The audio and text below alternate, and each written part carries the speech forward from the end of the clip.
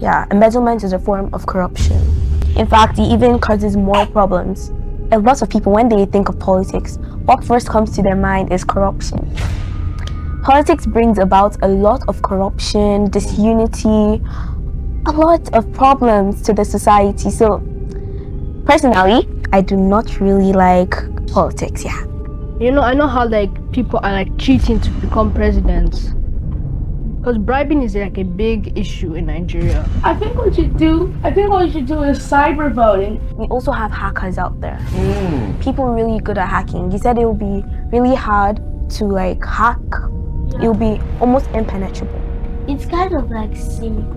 It's very simple to hack it. They give them money, they bribe them. When a politician tries to bribe them, you take the money but don't do anything.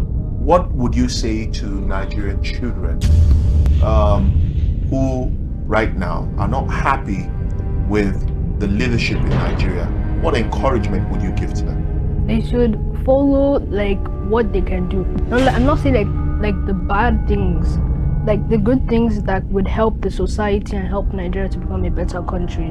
I think the children of Nigeria have really bright futures ahead of us.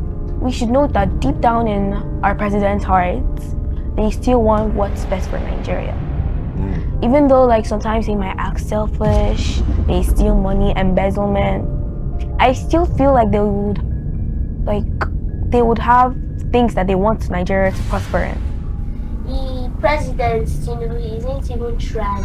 I heard recently that Tinubu is trying to buy a presidential yacht.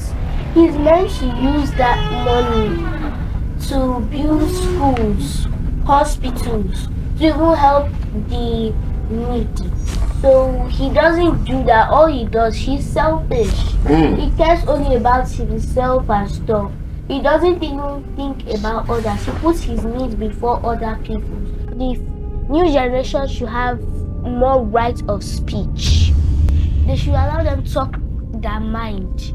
So what I do think is that we should have more of the younger generation speak out on what they think is wrong with it. So the younger people should speak more. Yeah. I think be more involved. More involved. I think it will reach the president. And the president might be forced to change because this is the younger generation speaking.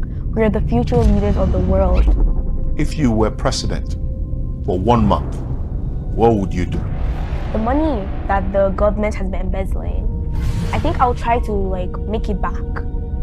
You can also know that our crude oil is reducing. And I think we need to depend on other forms of income for Nigeria, our country Nigeria, or else very soon we'll lose everything.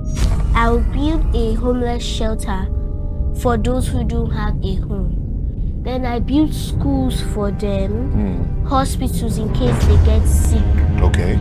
And I also build more economic status and stuff. Make sure everything is good, and I make peace with all the countries around that we've made enemies with.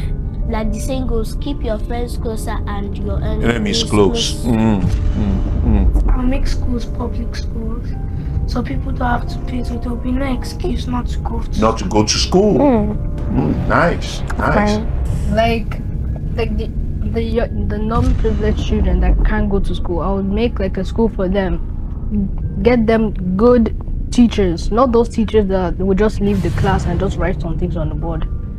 Study the teachers to know if they're very good, to help them. Well, that's the much we can take on this edition of Korero. It was a fun edition, Children's Day special, and of course for this entire day it will be a special Children's Day podcast on Rapid TV.